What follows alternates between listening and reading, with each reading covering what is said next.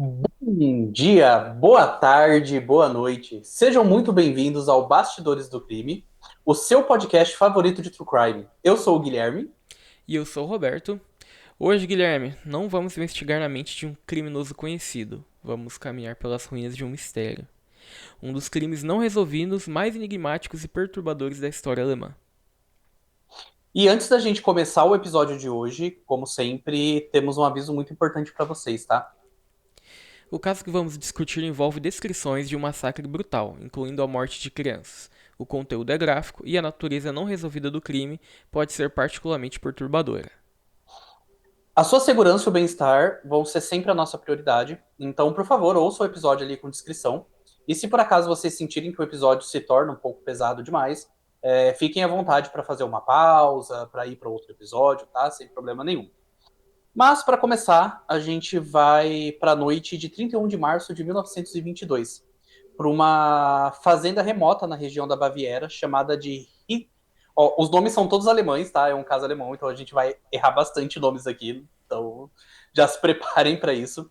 Então, era uma fazenda chamada Hinterkaifeck. Lá, 6 pessoas foram brutalmente assassinadas com uma ferramenta de fazenda. Foi uma família inteira, incluindo ali 2 crianças e até mesmo a empregada nova ali da família que tinha chegado naquele mesmo dia. No dia que ela chegou, foi o dia que o crime aconteceu. Mas o que transforma esse caso em uma lenda sombria não é apenas a brutalidade, é a aparente ausência de motivo. E o mais arrepiante de tudo, a evidência de que o assassino ou os assassinos permaneceu na fazenda por dias após o massacre, vivendo entre os mortos.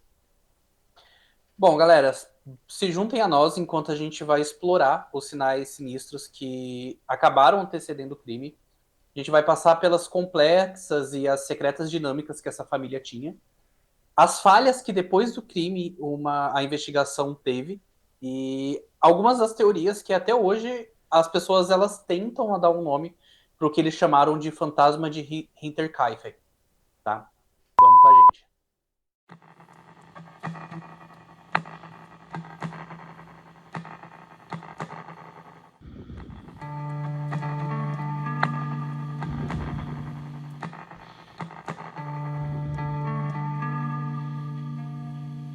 911, what's your emergency?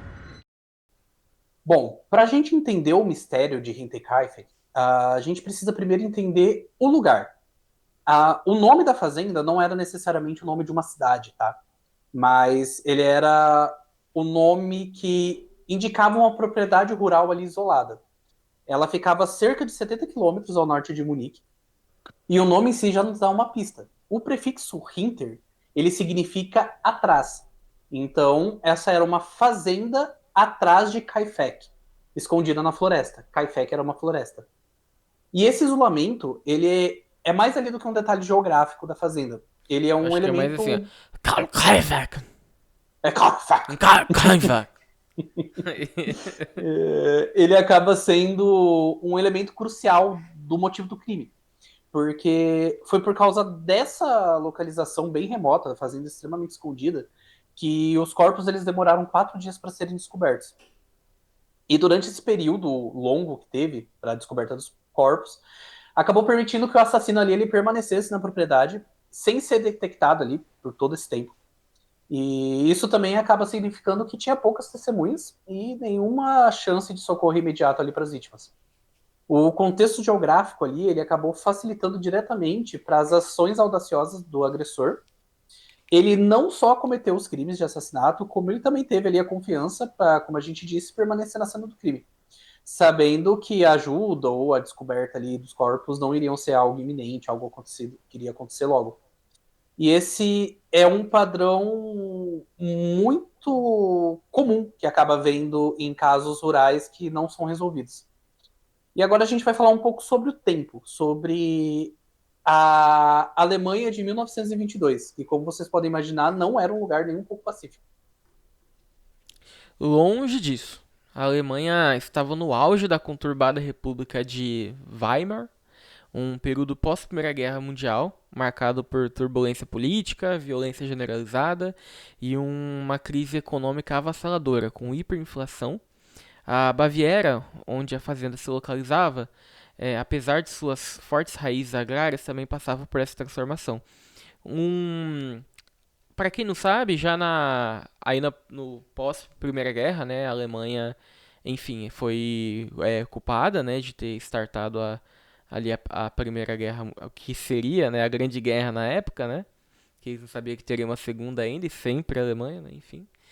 É, mas basicamente ali como foram meio que culpados, eles ficaram com uma dívida gigantesca com os países ali que venceram, né? E pra vocês terem uma ideia, tipo assim, uma cartela de ovo, vamos colocar aqui só mais ou menos, tipo, 300 mil reais. Vamos colocar numa cartela de ovo, tá ligado? Então, já, lá eles faziam muito nessa época já. Só pra dar um contexto mesmo, muito até tipo de escambo, né? Nem usava mais dinheiro porque não valia mais nada, tá ligado? Era troca de serviço, esse tipo de situação aí. Bom, era uma mistura única do antigo e do novo. Uma região que valorizava a tradição, mas estava se tornando mais cosmopolita. Essa transição social, combinada com a instabilidade política, criava um ambiente propício para o crime. Os registros da época mostram um aumento significativo de crimes de rua, como assaltos e arrombamentos, devido ao colapso econômico. A instabilidade dos governos e o caos social significavam uma estrutura policial menos robusta. Em um ambiente assim, um crime brutal em uma fazenda remota poderia facilmente se perder em meio à desordem generalizada. A instabilidade da época, sem dúvida, contribuiu para os desafios na resolução do caso. E a própria cultura local pode ter tido um papel. Nossa pesquisa descreve os bávaros como charmosos, orgulhosos, mas às vezes teimosos. Essa teimosia ou insularidade pode ter impactado a cooperação com a polícia, especialmente se tratando de uma família que, como veremos, já tinha seus próprios escândalos e segredos. A persistência do mistério pode ser, em parte, atribuída a esse paradoxo: uma comunidade tradicional e fechada lidando com um crime que estava além de sua compreensão, tornando a investigação por autoridades externas ainda mais difícil. Agora a gente vai conhecer as pessoas que viviam e que morreram em Hinterkaifeck. 6 vítimas, cada uma com a sua própria história. A família ela era liderada pelo patriarca, o Andreas Gruber, de 63 anos, e a sua esposa, a Casilia, de 72. Andreas, ele é uma figura central, não apenas ali por ser a cabeça da família, mas pelo comportamento que ele teve nos dias que acabaram antecedendo os assassinatos. Como a gente Desculpa, vai ver, desculpa interromper, mas é só uma coisa na minha cabeça. Eu não. O irmão da Suzanne von Richthofen é Andreas o nome dele, né? é Andreas. Eu sempre fiquei, tipo, quando eu vi o caso, eu falei, nossa, mas esse nome é alemão e tal. E pior que aparentemente é mesmo, né? Deve ser o nome normal lá. Tipo, Andreas. Não Andreas parece, é não o parece ser nome um nome dele. alemão, não. Legal. Não, é só. Enfim. Só Enfim. um comentário. Só um comentário. Continua. E então, como a gente vai ver mais para frente, ele compartilhou alguns eventos estranhos com os vizinhos. E ele. Só que além disso, ele acabou assim, ele se recusou a relatar qualquer coisa para a polícia quando os vizinhos aconselharam ele a procurar a polícia. E depois dele, a gente tem a filha do casal, a Victoria Gabriel, de 35 anos, que também vivia na fazenda. Ela era viúva. O seu marido, o Carl Gabriel, ele foi dado como morto em 1914, durante a Primeira Guerra Mundial. E só que o corpo dele ele nunca foi recuperado. Então, ele foi dado como morto, mas sem um corpo. E essa ausência do marido acaba sendo pano de fundo para o escândalo ali que acabava envolvendo a família. A Vitória ela tinha 2 filhos. A mais velha, Casília, que era o mesmo nome da avó, que tinha 7 anos, e o pequeno Joseph, de apenas 2 anos. A paternidade do Joseph ele era o segredo mais mal guardado da vila. Havia rumores generalizados de que Joseph era fruto de uma relação incestuosa entre Victoria e o próprio pai dela, o Andreas Gruber. Jesus amado. E não eram apenas rumores. Essa relação foi documentada em tribunal. Andreas e Victoria foram de fato condenados por incesto. Victoria foi sentenciada a 1 mês de prisão e Andreas a 1 ano. O escândalo era conhecido por todos. Esse fator é crucial. O isolamento da família não era apenas geográfico, era também social. O estigma do incesto pode ter criado uma barreira de desconfiança com a comunidade, tornando-os menos propensos a buscar ajuda e menos propensos a recebê-la, mesmo diante de sinais claros de perigo. Essa dinâmica familiar complexa e a percepção pública negativa podem ter contribuído para a relutância de Andreas em envolver as autoridades, exacerbando a vulnerabilidade da família. As duas crianças também estavam na fazenda naquela noite, a pequena Cacilha, de 7 anos, e o bebê Joseph, de 2 anos. Nenhum detalhe forense sobre a jovem Cacilla, que descobrimos mais tarde, ressalta a crueldade do ataque. A autópsia revelou que ela permaneceu viva por várias horas após ser agredida, tendo arrancado tufos do seu próprio cabelo em agonia. E por fim, a gente tem a sexta vítima, a mais trágica, se é que isso é possível de falar, a Maria Baumgartner, de 44 anos. Ela era a nova empregada da família e ela tinha chegado à fazenda na tarde do dia 31 de março de 22, o mesmo dia ali que os assassinatos ocorreram. A irmã dela acabou acompanhando ela até a fazenda e depois foi embora, sendo provavelmente a última pessoa a ver a família toda ali viva. E a Maria trabalhou apenas por algumas horas antes de ser assassinada no quarto dela enquanto ela dormia. A presença dela ali sugere que o alvo não era apenas a família, ou que a presença de uma nova testemunha não foi impedimento para o agressor. Pelo contrário, ela apenas se tornou mais uma vítima ali desse brutal assassinato. Os assassinatos de Hinterkaifeck não aconteceram do nada. A nossa pesquisa detalha uma série de eventos estranhos e perturbadores que, em retrospectiva, parecem uma contagem regressiva para a tragédia. Tudo começou 6 meses antes com a empregada anterior, Crescent Heiger. Ela deixou o emprego abruptamente, convencida de que a casa estava assombrada. Ela relatou ter ouvido ruídos estranhos e passos no sótão. Na época, foi descartado como superstição. Hoje soa como o primeiro sinal de uma presença oculta. Em março de 1922, semanas antes do crime, os sinais se tornaram mais concretos e ameaçadores. Andreas Gruber encontrou um jornal estranho de Munique na propriedade. Ele não o comprou e ninguém da vizinhança assinava aquele jornal. Foi inexplicável. Isso sugere que alguém de fora, possivelmente da cidade, esteve na propriedade, talvez observando a família.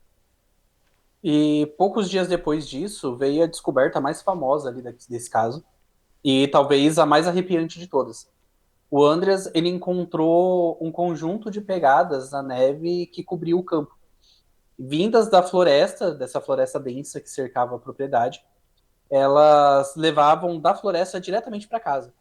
Mas o que deixou ele aterrorizado não foi as pegadas em si, foi a ausência. Não tinha um segundo conjunto de pegadas. Mostrava as pegadas indo, mas não voltava, mostrava as pegadas indo embora. Então, quem quer que tivesse vindo da floresta ainda estava na casa. É uma imagem aterrorizante. O intruso ele entrou e não saiu. Ou pelo menos não pelo mesmo caminho. E ali, na mesma noite, a família acabou ouvindo passos no sótão. Andreas revistou o local, mas no final não encontrou ninguém. E para completar o quadro de violação da propriedade, eles encontraram. Foi desaparecido uma chave da casa. Ela acabou desaparecendo alguns dias antes do assassinato. A família estava literalmente com o inimigo dentro da casa deles. Ou pelo menos com o inimigo tendo acesso irrestrito ali à casa, à fazenda. Mano, será que não tinha ninguém pra falar assim, ô, vamos sair daqui? Véi, Ou vamos chamar a polícia, né? é Porque ele se recusou tipo. a contar essas coisas pra polícia. Cara, como que você se recusa? Você tá escutando barulho da tua casa, você vê pegada, é das duas a uma. Ou você chama a polícia ou você chama o exorcista, velho. Porque Uhum.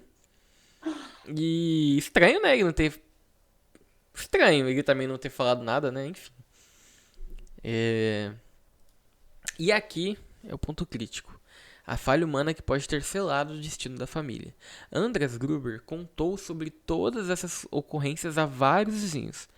Ele estava claramente perturbado, mas ele se recusou a procurar ajuda ou relatar qualquer coisa à polícia, como o Guilherme disse. Por quê? A teimosia bávara que mencionamos, ou o medo de que uma investigação policial trouxesse à tona os segredos da família? É impossível saber com certeza, mas ambas as teorias são plausíveis. Seja qual for o motivo, a recusa dele em envolver as autoridades foi uma oportunidade crucial perdida para talvez evitar a tragédia. Ele permitiu que a situação escalasse sem qualquer intervenção externa. E há um último evento perturbador, vindo de uma colega de escola da pequena Cassilha. A menina teria relatado que sua mãe, Victoria, fugiu da fazenda na noite anterior aos assassinatos após uma discussão violenta e só foi encontrada horas depois na floresta. Isso adiciona uma camada de tensão interna à ameaça externa.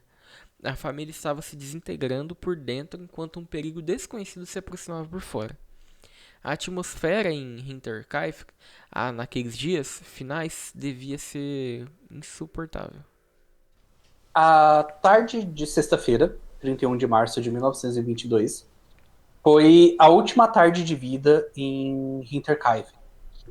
A nova empregada, a Maria Balgner, ela chegou acompanhada da irmã dela, que foi embora um pouco depois, sendo a última testemunha ali a ver a família viva, como a gente já disse.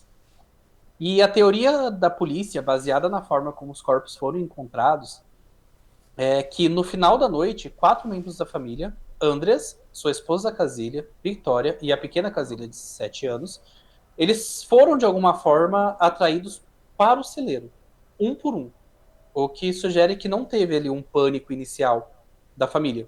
Talvez eles tenham ouvido um barulho vindo do estábulo, pensado ser algo com os animais. Essa é uma possibilidade. E no celeiro ali eles foram mortos sequencialmente, com golpes na cabeça. A arma do crime, ela foi uma enxada, também conhecida como mattock, que pertencia ali à própria família. Os 4 corpos foram encontrados depois empilhados no celeiro. Após os assassinatos no celeiro, o assassino ou assassinos moveu-se para a casa principal.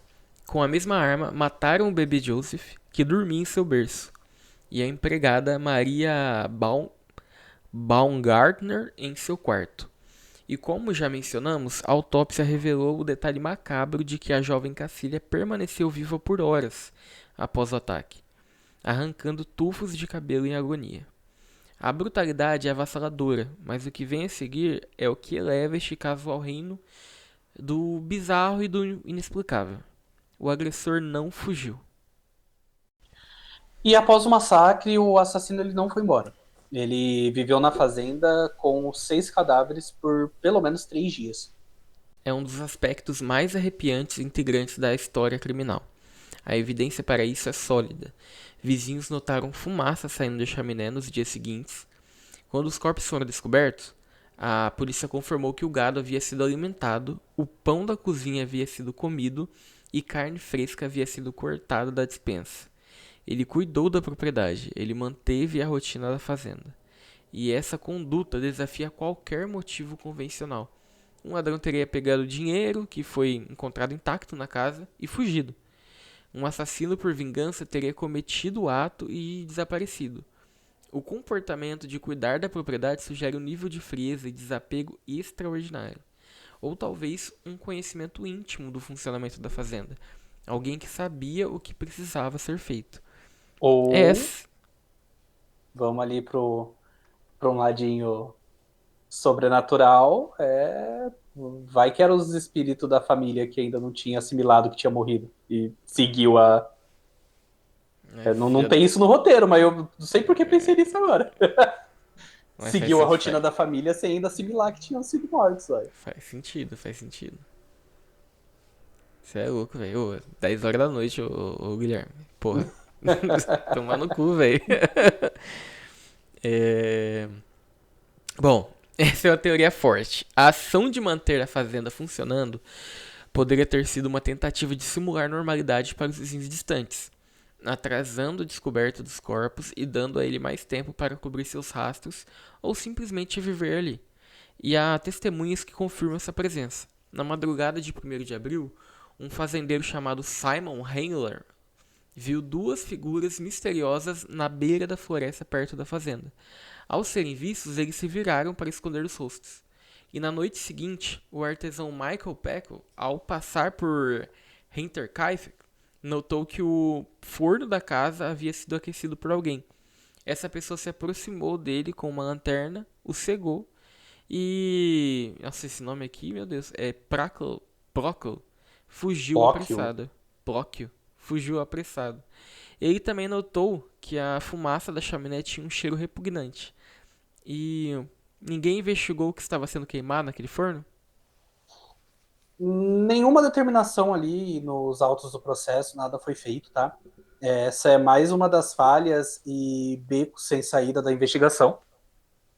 A ausência de um motivo claro para o assassinato, combinada com essa ocupação pós-morte da fazenda, aponta para uma motivação muito mais complexa e pessoal. E é o que acaba tornando esse mistério tão duradouro até hoje. Todo mundo fala dele ali na região. Bom, a normalidade simulada pelo agressor funcionou. 4 dias se passaram até que os corpos fossem descobertos. Vendedores de café e um mecânico foram à fazenda em dias diferentes e, não encontrando ninguém, simplesmente foram embora. A ausência da pequena Cacilha na escola e da família, na missa de domingo, começou a levantar suspeitas.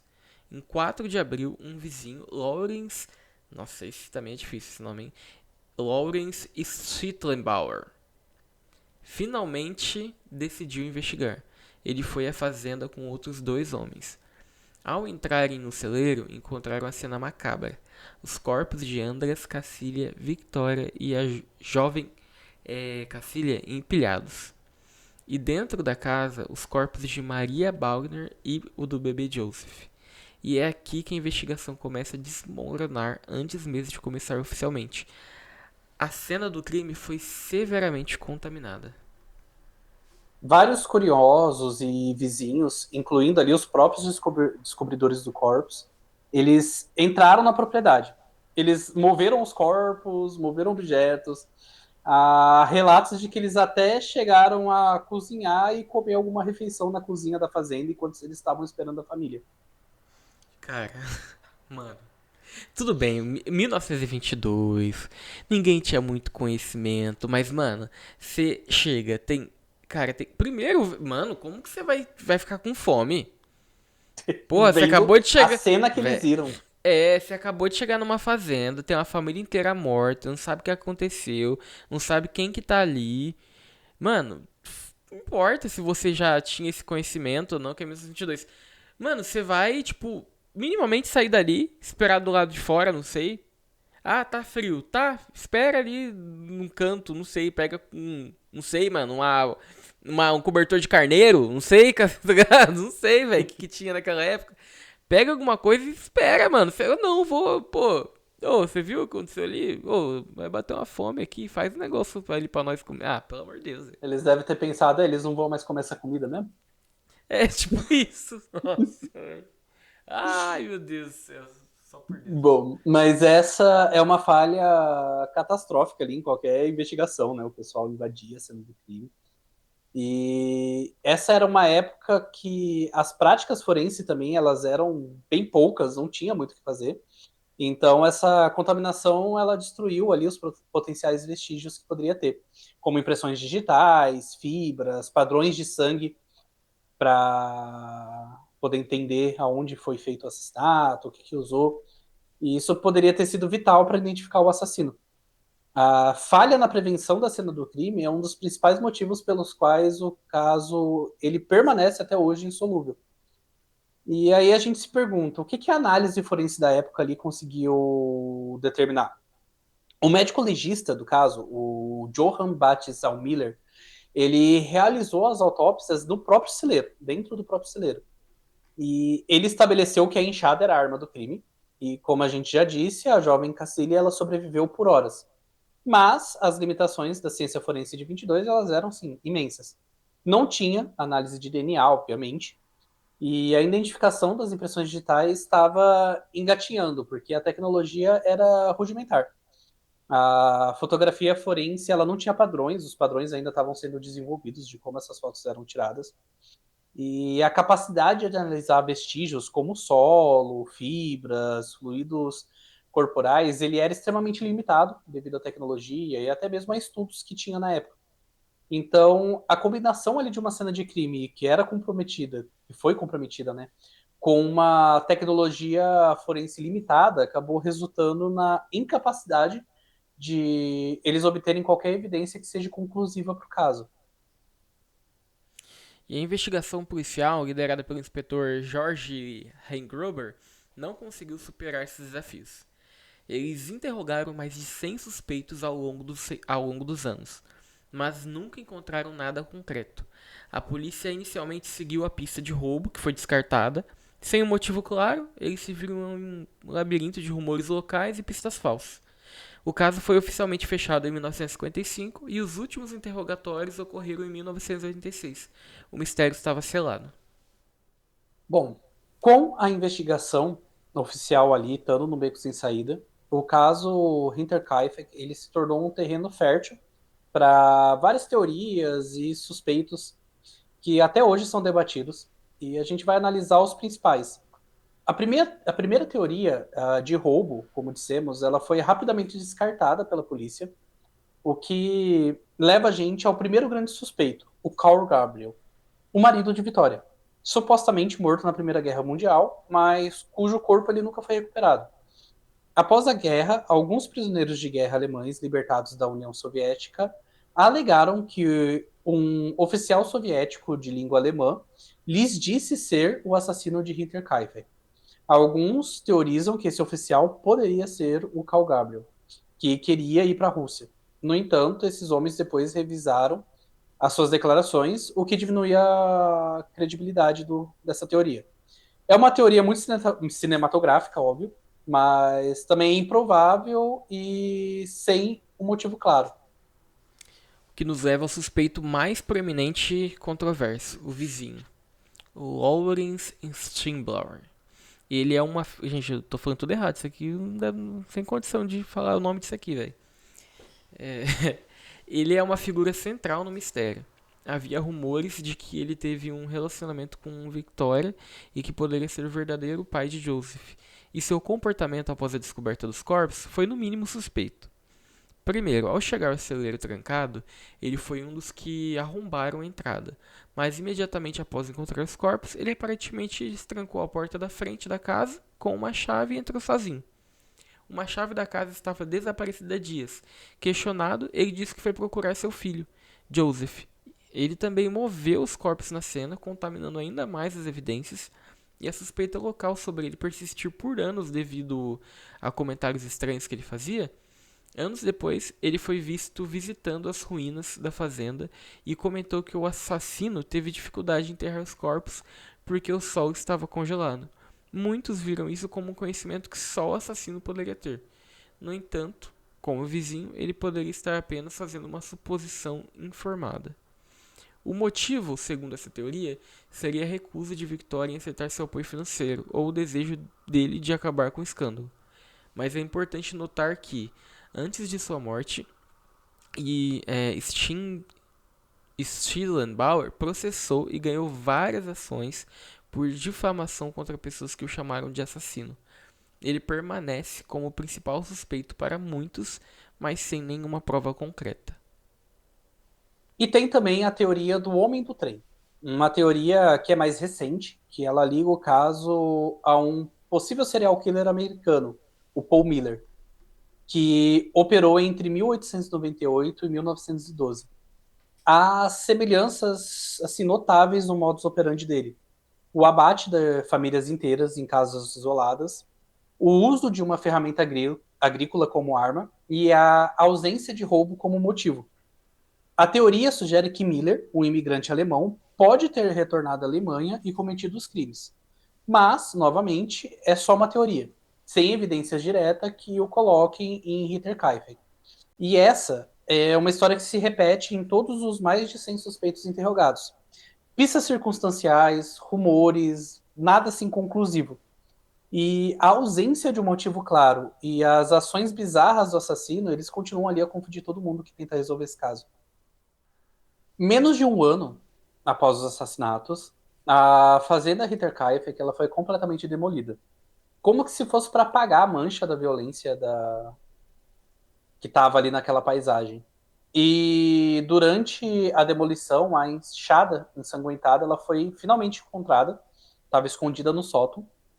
E hoje, um pequeno monumento de concreto, ele marca o local onde a fazenda ficava, um memorial ali silencioso para 6 vítimas.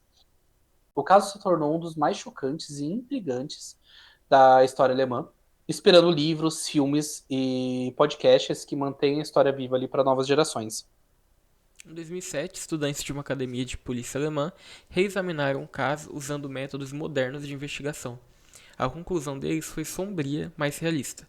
Eles determinaram que, considerando o tempo decorrido, a perda de evidências e a contaminação da cena do crime, o caso provavelmente nunca será resolvido. O mistério de Hinterkaifeck é o resultado de uma tempestade perfeita.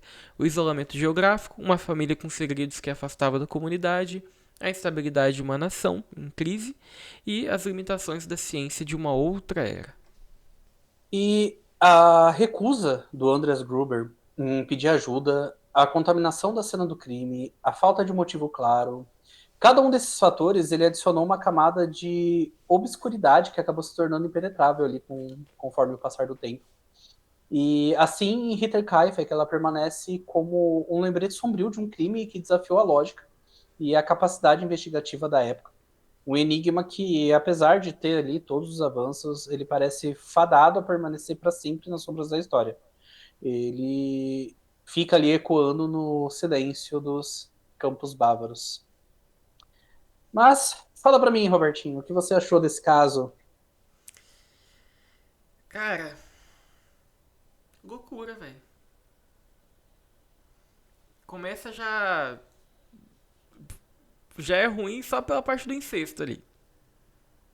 Já Aí começa assim. depois já começa assim, né? Aí depois tem todos os acontecimentos. Inclusive, aí ainda é algo que ainda fica. Dá uma brecha ali pra uma coisa até meio que sobrenatural, né? Igual você falou ali, vai que. Enfim. Que é bem, assim, bem estranho esse caso, cara. Bem, dá pra criar várias teorias aí depois de ter acontecido. Ainda Né, mais pra então, época, né?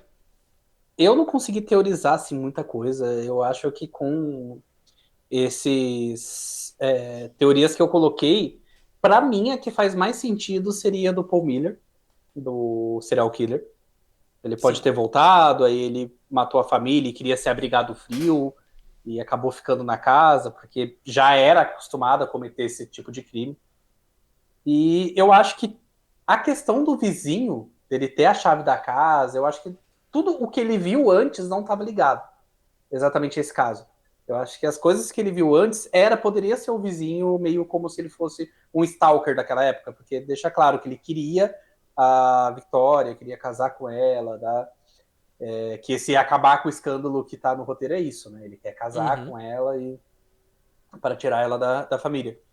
Então eu acho que as duas fazem sentido, mas o vizinho não seria o assassino e poderia ser teorias da minha cabeça, história da minha cabeça, mas eu acho que são do que eu pude ver nas pesquisas é o que fez mais sentido assim para mim. Boa. Bom, mas é isso. Assim a gente termina essa jornada por esse mistério centenário que mostramos para vocês. Uma história ali sem resposta, mas que é cheia de lições sobre medos, segredos e as consequências de se manter silêncio, de não procurar ajuda. Então, não esqueçam de deixar o like de vocês, tá? Compartilha também com quem. Se vocês sabem que gosta de True Crime, ou mesmo se a pessoa não gosta, manda também, quem sabe. O Roberto não gostava. A Exatamente. gente encheu Quem o saco compar... dele, ele Exatamente. Primeiro foi o modus operandi que o Guilherme recomendou. E aí depois fiquei viciado. viciou. Então, manda para aquele seu amigo que você quer se aproximar dele. Manda para o seu crush também. Fala assim: olha, você viu esse monte de gente morta aqui? Quem sabe não dá para se aproximar. Então, não esquece de seguir. É uma aproximação meio Eu, estranha, eu acho melhor não, mano. Eu acho melhor não seguir essa aproximação. Ela vai chamar a polícia. Ela ou ele vai chamar a polícia, sim. Bom, e não esquece então de seguir a gente, deixa. E ó, já fica a dica, se alguém te chamar desse jeito, cara, bloqueia essa pessoa. Mas antes de bloquear, manda o link do podcast, porque ela vai Boa, gostar. verdade, verdade, verdade. Não esquece de seguir a gente, comenta o que vocês acharam do episódio também. Esse episódio foi recomendação de uma ouvinte nossa. E todo mês, na última semana do mês, a gente vai fazer uma publicação no Instagram com uma caixinha de perguntas pedindo para vocês sugerirem episódios pra gente. Quem sabe o episódio de vocês não aparece aqui. Então é isso, galera. Eu sou o Guilherme. E eu sou o Roberto. Cuidem-se e até o próximo Bastidores do Crime. Erros de gravação. E o nome em si já nos dá uma pista. Porque o prefixo. E o nome em si já nos dá uma pizza. Nossa, uma pizza, caralho. A família, ela era liderada ali pelo patriarca da família, o Andreas Gruber, de 63 anos, e a sua esposa, Casila. Nossa, sua esposa. A família, Meteu um ela era espanhol aí sem querer. Então, esposa.